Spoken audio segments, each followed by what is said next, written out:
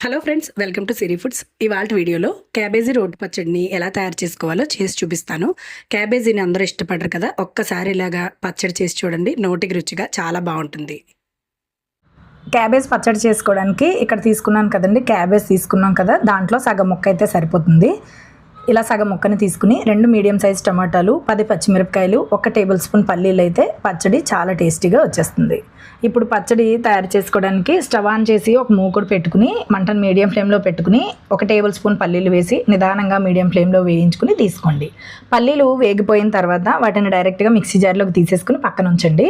ఇప్పుడు అదే మూకుట్లో 1 చెంచాడు నూనె వేసి 1 చెంచాడు మినపప్పు, అలాగే 1 చెంచాడు శనగపప్పు, 1 ఎండుమిరపకాయ వేసి ఈ వేసిన పప్పులు నిదానంగా మీడియం ఫ్లేమ్లో పెట్టి వేయించుతూ పప్పులు చక్కగా ఎర్రగా దోరగా వేగేంత వరకు వేయించండి. ఇప్పుడు ఇలా వేగిపోయిన తర్వాత వీటిని కూడా మిక్సీ జార్లో తీసేసి పక్క నుంచి చల్లారనివ్వండి.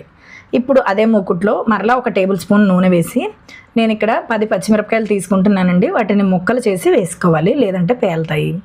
మీరు కారానికి సరిపడా పచ్చిమిరపకాయలను వేసుకోండి. రోటి పచ్చళ్ళకి ఎప్పుడైనా సరే పచ్చిమిర్చి అంటే కారం ఎక్కువగా ఉంటేనే పచ్చడి రుచిగా ఉంటుంది.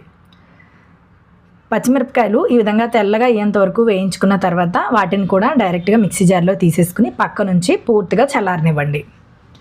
ఇప్పుడు అదే మూకుట్లో నూనె ఉంటే పర్వాలేదు, లేదంటే కనుక ఇంకొక చెంచాడు నూనె వేసుకుని మనం తీసుకున్న క్యాబేజ్ని ఈ విధంగా ముక్కలుగా కట్ చేసుకుని వేసుకోవాలి.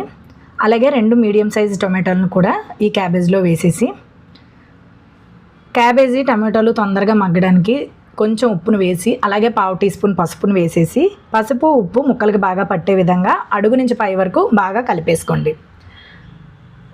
కలిపేసిన తర్వాత మూత పెట్టేసి ఒక 2 నిమిషాలు మంటను మీడియం ఫ్లేమ్లో ఉంచి మగ్గించండి. క్యాబేజీ టొమాటో కూడా చాలా తొందరగానే మగ్గుతాయి.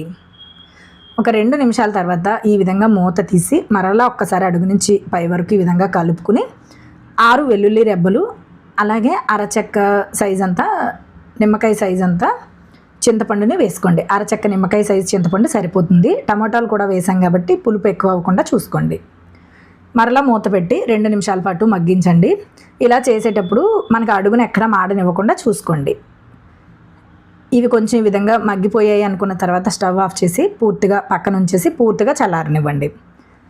మనం పచ్చడి తయారు చేసుకోవడానికి ముందుగానే మిక్సీ జార్లోకి పోపు అంతా తీసుకున్నాం కదా, వాటిలో 1 చెంచాడు జీలకర్ర వేసేసి మొదట ఈ పోపుని అంతటిని ఒకసారి గ్రైండ్ చేసుకుని తీసుకోండి. అసలు నీళ్లు వేయకుండా గ్రైండ్ చేసేసుకోండి.